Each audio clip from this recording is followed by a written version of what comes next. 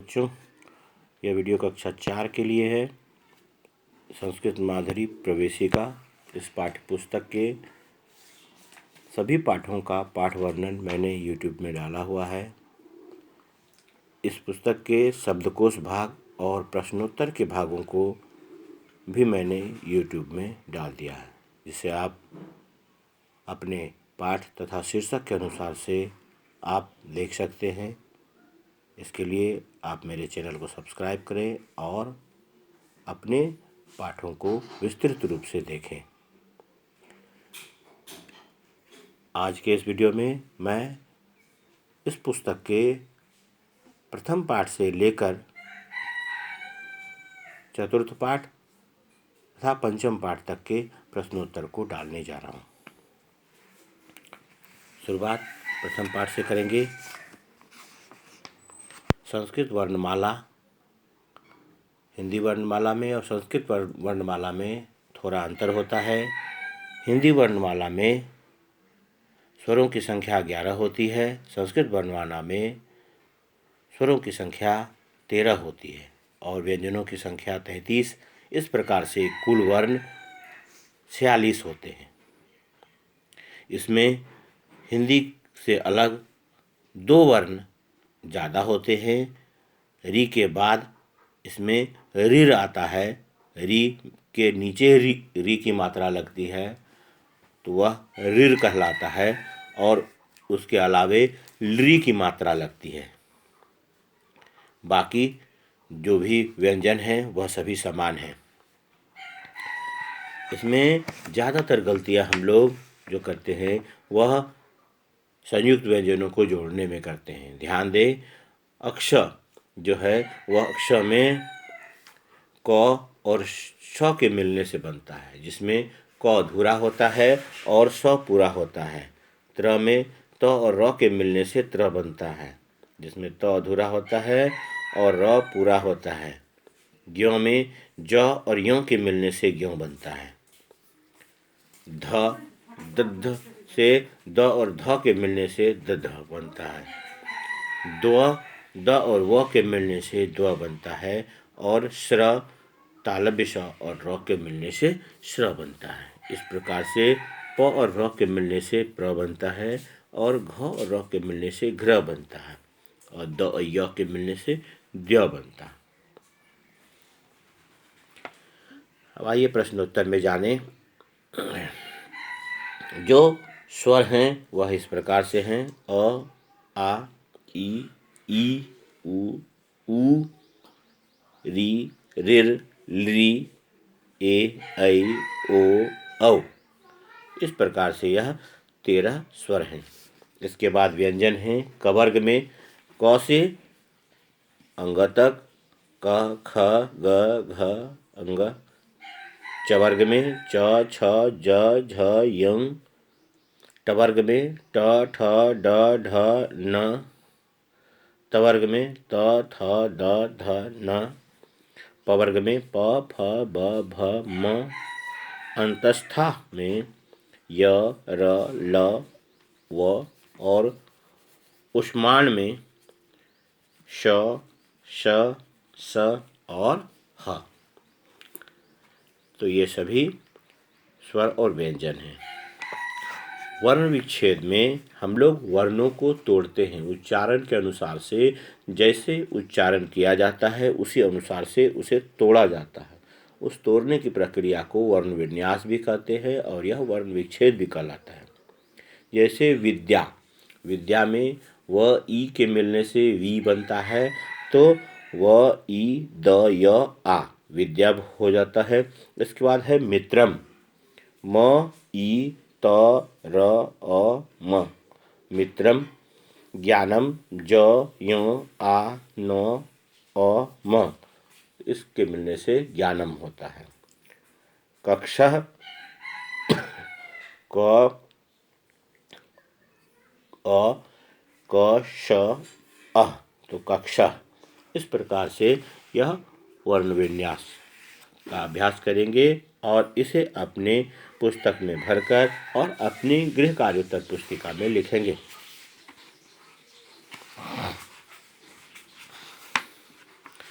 इसके पश्चात है द्वितीय पाठ।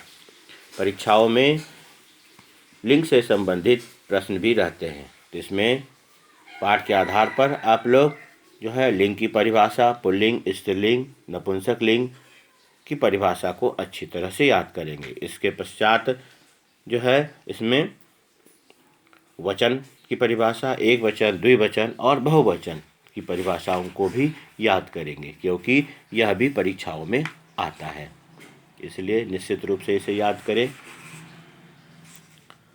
इसमें पुल्लिंग में अ की मात्रा होती है एक वचन में, द्विवचन में अ की मात्रा होती है और बहुवचन में आह की मात्रा होती है। जैसे नरः, नरो, नराः है, इस प्रकार से पुल्लिंग के बाकी शब्द भी बनते हैं।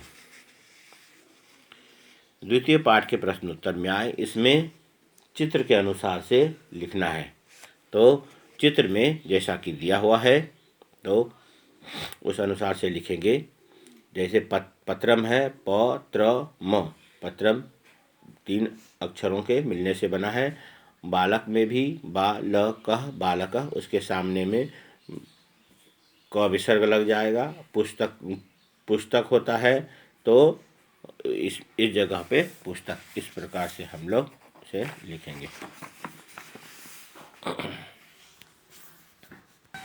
परीक्षाओं में चित्र दिया रहता है, चित्र के अनुसार से भरना है, तो यह ऑलरेडी पहले से भरा हुआ है। इसे देखें, इसमें पहला जो चित्र है उसके अनुसार से जो भराएगा वह होगा पत्रम, दूसरा होगा पुस्तकम, तीसरा होगा बालकः और चौथा होगा वृक्षा। इसके बाद है वचन के अनुसार से शब्द दिए हुए हैं, तो वचनानुसारम उचित स्थाने लिखत, वचन के अनुसार से शब्दों को उचित स्थान पर लिखना है। जो शब्द नीचे दिए गए हैं कोष्टक में, उसी में से चुनकर उसमें भरना है। तो एक वचन के शब्दों में आता है वह पुष्पम, पहले ऑलरेडी दिया हुआ है।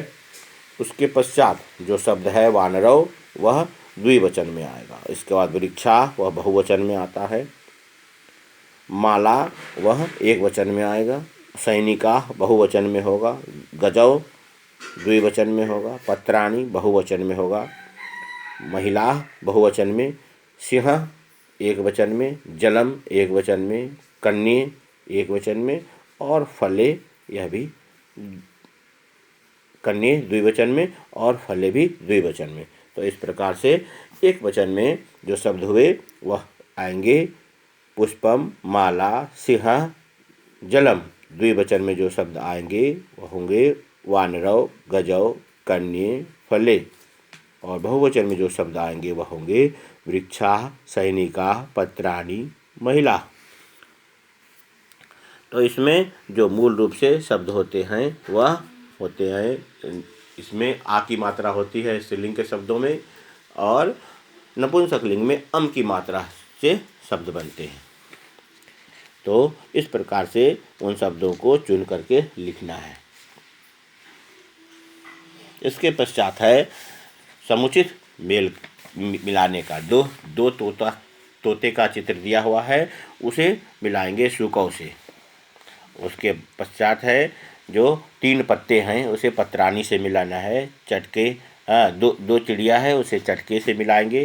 फिर जो है वृक्षा, बहुत सारे वृक्ष हैं, 3 वृक्ष हैं, यानी 3 से अधिक है, अधिक होता है बहुवचन में आता है तो वृक्षा है। और सिंह यानी शेर का चित्र है तो सिंह से मिलाएंगे। इसके पश्चात जो है 2 मालाओं का चित्र है तो माले को मिलाएंगे। इस प्रकार से उसे मिलाना है, ठीक है।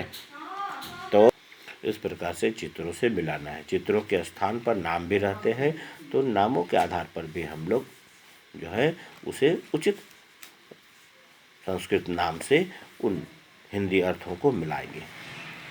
इसके पश्चात है जो वह लिंगानुसार शब्द को बांटना, यानी स्त्रीलिंग के शब्द एक जगह, पुल्लिंग के शब्द एक जगह और नपुंसक लिंग के शब्द एक जगह। जैसा कि मैंने पहले भी कहा था कि आ की मात्रा वाले शब्द स्त्रीलिंग में आते हैं और पुल्लिंग शब्द में विसर्ग की मात्रा होती है और नपुंसक लिंग में अम की मात्रा होती है। तो नीचे जो शब्दकोश दिया हुआ है उससे चुनकर लिखना है।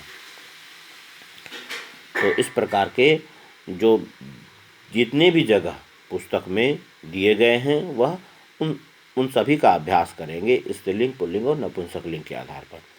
तो पहला देखें, इसमें पुष्पम है, पुष्पम जो है वह यहाँ आएगा नपुंसकलिंग में। कमला वह स्त्रीलिंग है, स्त्रीलिंग में आएगा। वृक्ष पुल्लिंग है, पुल्लिंग में आना है। और गजह यह भी पुल्लिंग है, पुल्लिंग में आएगा। कंदुका जो है वह पुल्लिंग का शब्द है, पुल्लिंग में है, ऑलरेडी पहले से लिखा हुआ है। गौशाला यह भी स्त्रीलिंग का शब्द है, वह स्त्रीलिंग में आएगा। शाटिका यह स्त्रीलिंग का शब्द है, स्त्रीलिंग में आना है। आसंदा पुल्लिंग का शब्द है, पुल्लिंग में आना है। पत्रम नपुंसकलिंग का शब्द है, नपुंसकलिंग में आएगा। और पुस्तकम नपुंसकलिंग का शब्द है, यह भी नपुंसकलिंग में आएगा। मित्रम ऑलरेडी पहले से लिखा हुआ है, नपुंसकलिंग में है। वाटिका भी स्त्रीलिंग में आना है। तो इस प्रकार से इन शब्दों का वर्गीकरण करेंगे। इसके बाद है तृतीय पाठ। तृतीय पाठ में स्त्रीलिंग के शब्द आते हैं, तीनों वचनों के शब्द हैं। आ ए आह की मात्रा से ये शब्द बनते हैं। और जितने भी शब्द होते हैं उसमें अंत में जिसमें आ की मात्रा होती है उसके स्थान पर ए की मात्रा लगती है और आ की मात्रा लगती है। तो इसका वीडियो पहले से डाला हुआ है, इसके हिंदी अर्थ के साथ में, उसे देखें। इसके अर्थ भी दिए हुए हैं, इसे बोलकर पढ़कर याद करेंगे, क्योंकि अर्थ भी निश्चित रूप से लिखने के लिए आता है। कुछ अर्थ भी रहते हैं और सभी पाठों के अर्थों को याद करेंगे। उसमें जो अर्थ लिखने का हिंदी अर्थम मतलब है उसका हिंदी अर्थ लिखना है, यह नहीं कि उसका अंग्रेजी लिखेंगे। अंग्रेजी दिया हुआ है आपके पुस्तक में पढ़ने समझने के लिए, आप उसका हिंदी अर्थ ही आपको लिखना है। जो पहला नंबर है उसे बोलकर पढ़ना है, वह सिर्फ बोलकर पढ़ने के लिए है। जो शब्द है वह एक बार सुन लें। माला, चटका, मक्षिका, माले, चटके, मक्षिके, माला, चटका, मक्षिका, यह तीनों वचनों के आधार पर है।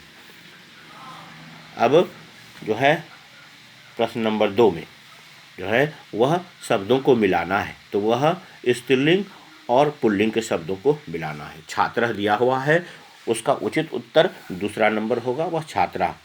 बालकः का बालिका होगा पहला नंबर। अजह मतलब होता है बकरा, अजा मतलब बकरी, तो अजह को अजा से मिला देना है। इसके बाद है गायकः, तो उसको गायिका से मिलाना है। इसके बाद है शिष्य, इसे शिष्या से मिलाना है। तो इस प्रकार से मिलाएंगे।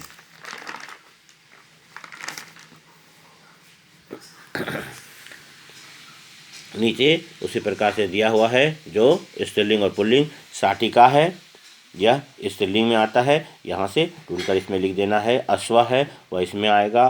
फिर संचिका है, संचिका का मतलब फाइल होता है, वह आ की मात्रा लगी है, स्त्रीलिंग में है। वृक्ष पुल्लिंग का शब्द है।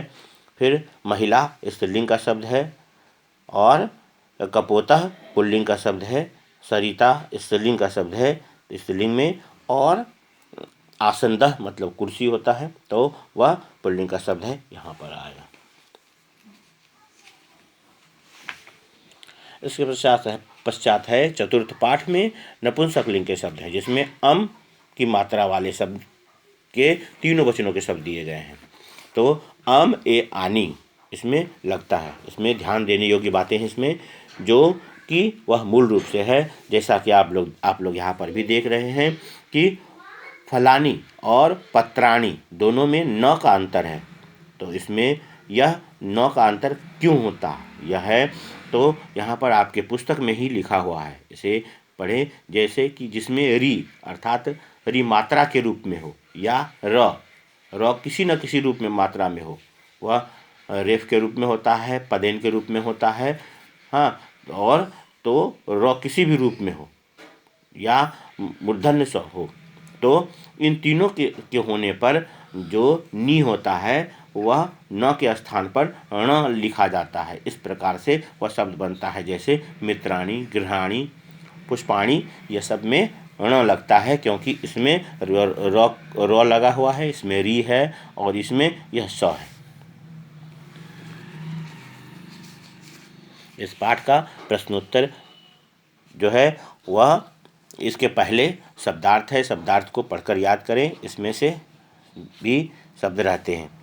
तो नीचे जो है वह प्रश्नोत्तर इस प्रकार से है। पहला प्रश्न वह बोलकर पढ़ने के लिए है।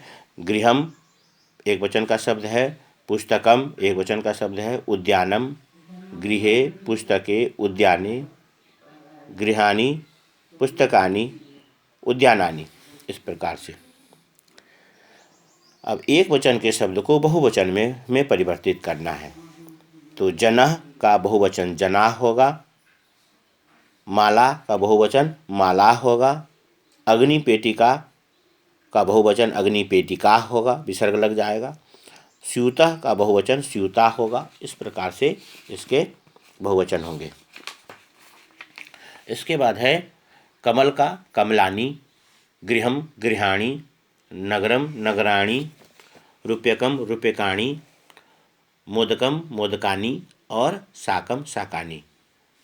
तो अपनी सुविधा के अनुसार से वीडियो को रोक करके देख लें, लिखें, उस अनुसार से जो है आप अच्छी तरह से पढ़ेंगे।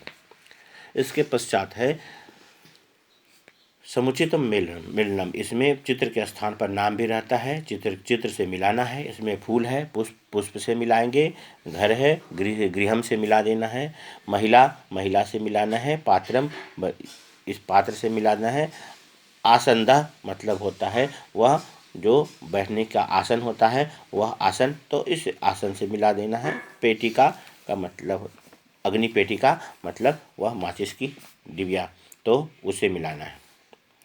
चित्र का अभ्यास करेंगे। चित्र भी रहता है, तो चित्र के नीचे नाम लिखा हुआ है, चित्र बनाकर इस नाम को स्वयं से भरें।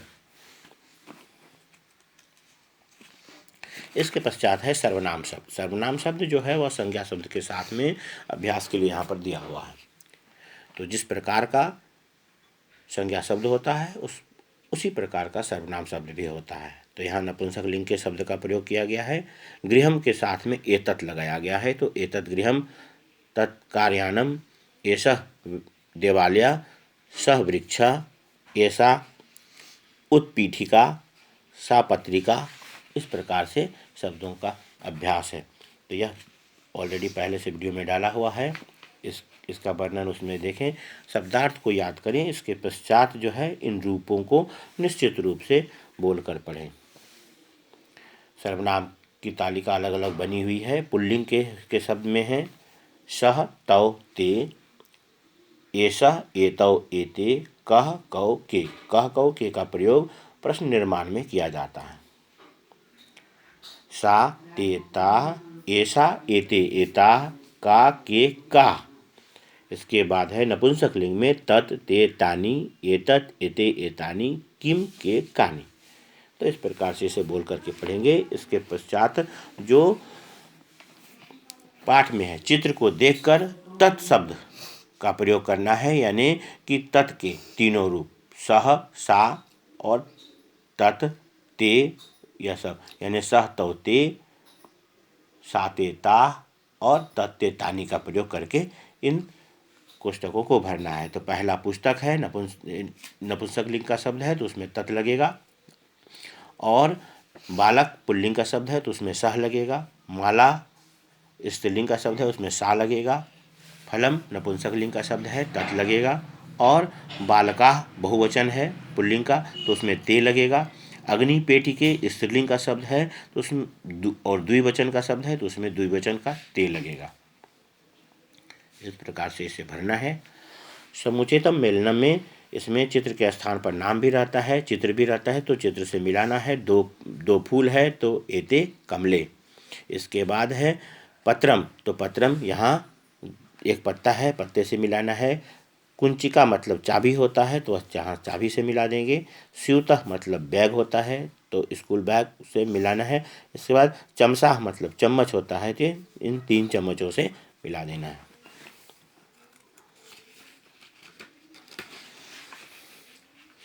इसके बाद है षष्ठम पाठ। इसमें धातु परिचय, यानी कि क्रिया। जब किसी कार्य के होने या करने का बोध होता है तो उसे हम लोग क्रिया कहते हैं, और संस्कृत में क्रियाओं के मूल रूप को धातु कहा जाता है। जैसे पढ़ना, लिखना, खेलना, कूदना सब क्रियाएं कहलाती हैं। तो इसका मूल रूप जो होता है वह पठ, जिसका प्रयोग हम लोग संस्कृत में करते हैं तो उसे धातु कहते हैं।